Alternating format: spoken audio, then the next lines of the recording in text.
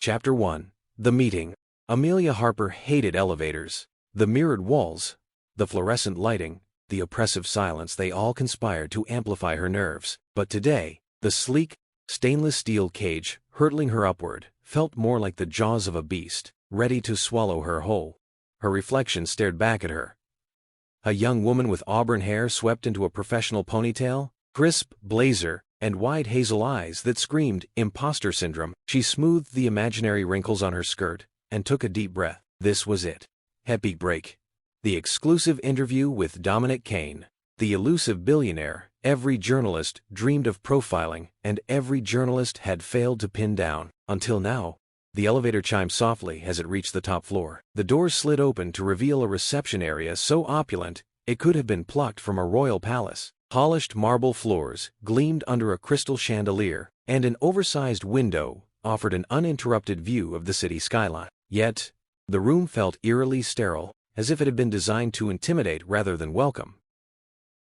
Amelia stepped out, clutching her notebook like a lifeline. At the far end of the room, a woman, in a sleek black suit, sat behind a massive oak desk, typing with mechanical precision. She looked up, her icy blue eyes scanning Amelia with the efficiency of a security system.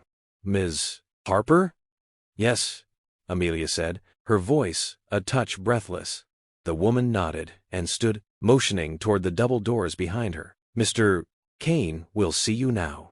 Amelia's heart skipped a beat. She'd expected to wait, to be left stewing in her nerves for at least an hour. But there was no time to second to guess. She walked forward, each step echoing in the cavernous space, and pushed the heavy doors open. The office was nothing short of magnificent. Floor-to-ceiling windows framed the city like a living painting, while minimalist, black and gray furniture exuded power and sophistication. But none of it held her attention for long, because, sitting behind a sleek glass desk, was Dominic Kane.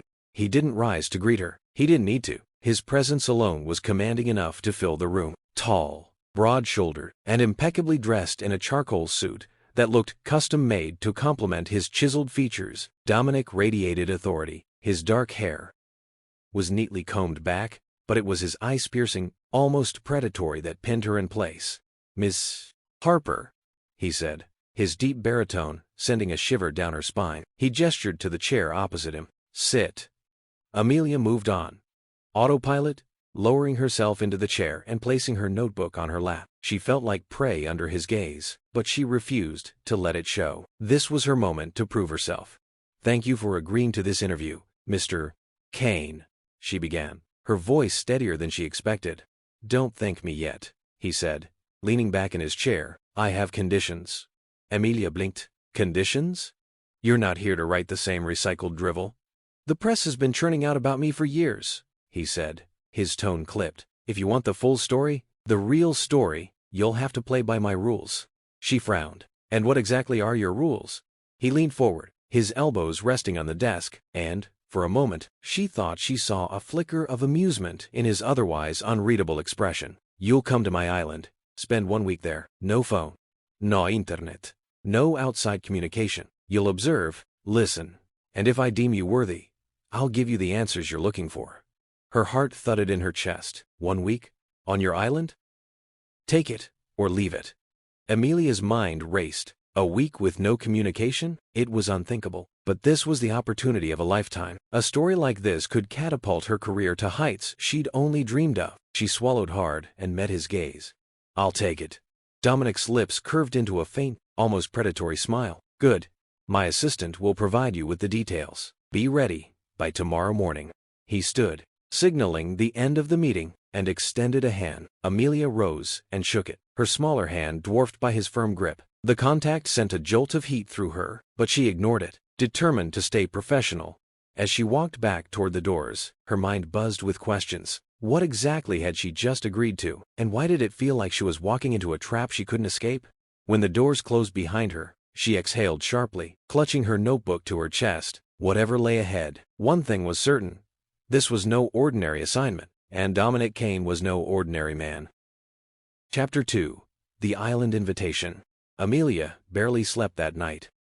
As soon as she returned to her tiny apartment, she poured herself a glass of wine and reread her notes. Dominic Kane wasn't just wealthy, he was unreachable. No interviews. no scandals. No one had even managed to photograph him outside of his controlled environments. Yet here she was, on the brink of uncovering his story that could make or break her career. The next morning, she woke to find a thick black envelope slipped under her door. Inside was a formal invitation embossed with gold lettering, detailing the logistics of her trip. A private jet would collect her at noon. The words felt surreal, like she'd been cast in some extravagant, high-stakes game. By the time Amelia arrived at the private airstrip, her nerves were a taut wire. She wore a simple blouse and slacks, trying to balance professionalism with practicality, but her suitcase felt heavier with each step. She wasn't sure if it was the clothes or the weight of uncertainty.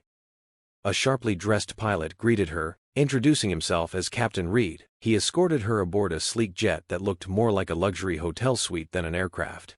Plush, leather seats, polished wood paneling, and a fully stocked bar confirmed that this was a world she didn't belong in. "Make yourself comfortable, Ms. Harper," the captain said. "Mr. Kane's orders are to ensure your journey is as smooth as possible." Amelia nodded, sinking into one of the seats as the engines roared to life. The plane ascended smoothly, and for the first time in hours, she allowed herself to breathe. She stared out the window, watching the sprawling city fade into a patchwork of greens and blues. Halfway through the flight, a steward appeared with a silver tray. "Champagne, Ms. Harper?" She hesitated, then nodded. "Why not?"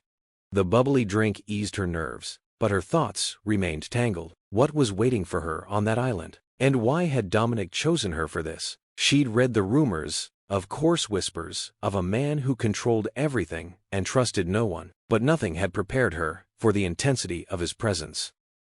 The plane began its descent hours later, and Amelia's breath caught as the island came into view. It was a paradise. Turquoise waters, lush greenery, and a sprawling villa perched on a cliff, modern, yet harmoniously integrated with its surroundings. The jet landed on a private airstrip, where a sleek black car awaited her. A driver stepped out, greeting her with a polite nod. "Ms. Harper, welcome. Please, this way."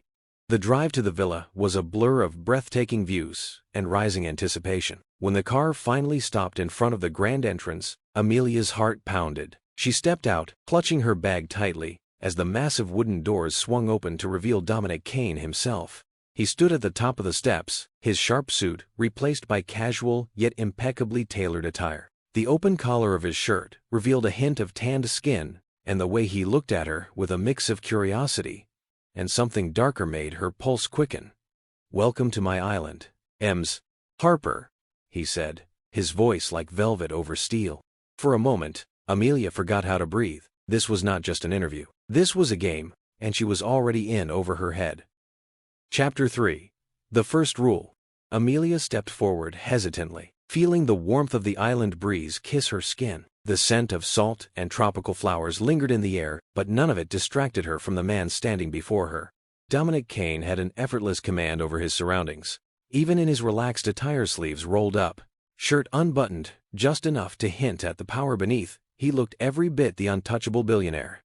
"You're staring, Ms. Harper." His deep voice sent an involuntary shiver down her spine. She blinked, collecting herself. "I'm just taking it all in." His lips twitched, as if he knew exactly the effect he had on people. "Follow me." With that, he turned and strode inside, leaving her no choice but to trail after him. The villa was stunning, minimalist, yet luxurious, with towering glass walls that showcased the endless ocean. Every detail spoke of wealth and control, but something about it felt too perfect, too calculated. Dominic led her through a grand hallway before stopping in front of a large oak door. He turned to face her, his expression unreadable. "Before we begin, there are rules you must follow." Amelia straightened. "I assumed as much." A ghost of a smirk crossed his lips. "You will not leave the estate without my permission. You will not contact anyone from the outside world. And most importantly, you will only write what I allow." She frowned. "That sounds a lot like censorship." His smirk vanished. "That sounds a lot like your only option." Amelia clenched her jaw, willing herself not to react. She had known this wouldn't be a traditional interview, but she hadn't expected to feel like a caged bird before she'd even begun. "I agreed to this because I want the truth," she said evenly. "If you're going to control the narrative, why bring me here at all?" For the first time, something flickered in his gaze of curiosity, maybe even amusement. He took a slow step closer, his presence overwhelming. "Because, Ms. Harper," he murmured, "I want to see if you're strong enough to handle it." Her pulse hammered against her ribs. Without another word, he pushed open the door, revealing a breathtaking study floor-to-ceiling bookshelves, a roaring fireplace, and a single leather chair positioned before a massive desk. He gestured toward it. "Sit." Amelia hesitated. The moment she crossed that threshold, there would be no turning back.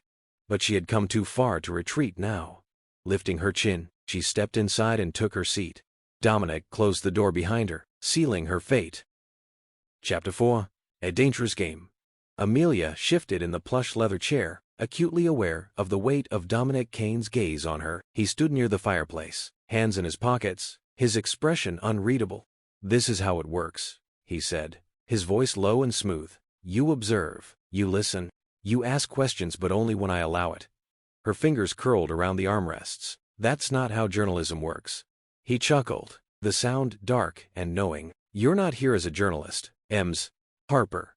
You're here as my guest." There was something in the way he said guest that sent a thrill of unease through her. A guest could be dismissed. A guest had no control. "Fine," she said, forcing herself to meet his gaze. "Then tell me why now? Why let someone into your world after avoiding the media for so long?" He studied her for a moment, as if weighing how much to reveal. Then, slowly, he moved toward the desk and leaned against it, close enough that she could catch the faint scent of cedar and expensive cologne. "Let's just say, I'm curious." "Curious?" His lips curved slightly. "You have a reputation, Ms. Harper. Tenacious, fearless. Unlike the others who've tried and failed to get to me, you don't scare easily." She swallowed. "And you want to scare me?" His fingers tapped idly against the desk. "No. I want to see what you do when you're truly afraid." A chill wrapped around her spine. This was a game, a test, and she had no idea what the stakes were. Before she could respond, the door swung open, and a woman stepped inside. Tall, elegant, with ice-blonde hair and sharp blue eyes, she carried herself with the same quiet authority as Dominic. She barely glanced at Amelia before focusing on him. "It's done." He nodded. "Good. We'll discuss the details later." Without another word, she left, the door clicking shut behind her. Amelia's curiosity burned. "Who was that?" His smirk returned. "Already breaking the rules, Ms. Harper?" Her frustration flared. "You expect me to sit here and accept half-truths? I can't write a story with nothing." He exhaled, as if amused by her defiance. "Patience. You'll learn everything in time." She hated that answer, hated the way he controlled the flow of information like a puppeteer, but she also hated the way his gaze lingered on her, as if he enjoyed watching her struggle against his grip. "I should show you to your room," he finally said, pushing off the desk. She hesitated, feeling as though crossing another threshold would mean stepping further into whatever trap he was laying for her, but she had no choice. Rising from the chair, she followed him out of the study, her pulse a steady drum against her ribs. And for the first time since arriving, she wondered if she had made a mistake coming here. Chapter 5. The Room with No Locks. Amelia followed Dominic down a dimly lit corridor, her heels clicking softly against the polished hardwood floors. The villa was vast, a labyrinth of elegance and secrecy. She noted the lack of personal touches, no family portraits, no sentimental clutter. It was a house built for control, not comfort. He stopped in front of a heavy wooden door and pushed it open. "This is where you'll be staying." She stepped inside, expecting something cold and impersonal, but the room was stunning. A canopy bed, draped in luxurious white linens, a balcony overlooking the endless ocean, a vanity with a golden-framed mirror, a large, inviting bathtub in the adjoining bathroom. Still, something was off. "You didn't lock the door," she noted. He leaned against the doorframe, watching her with unreadable eyes. "Why would I?" She turned to him, arms crossed. "For privacy?" His lips curved in that slow, knowing smirk. "There are no locks on any doors in this house, Ms. Harper." A chill ran through her. "Including mine?" "Including yours." Her pulse quickened. "Why?" He tilted his head, as if amused by her discomfort. "Because I have nothing to hide, and neither will you." Her breath caught. "Neither will you." She suddenly felt exposed, vulnerable in a way she hadn't expected. She took a slow step forward, refusing to let him see her unease. "So, what happens now?" His gaze darkened, traveling over her face, like a caress. Now, you settle in. Tomorrow, we begin. Begin what? His smirk deepened. Whatever I decide. Before she could press further, he turned and walked away, leaving her standing in the middle of the lavish room, her thoughts racing. No locks, no privacy, no control. She had stepped into Dominic Kane's world, and now, she wasn't sure if she would ever truly leave. To read complete book, check the link in description, and subscribe to Fictional Romance for more such content.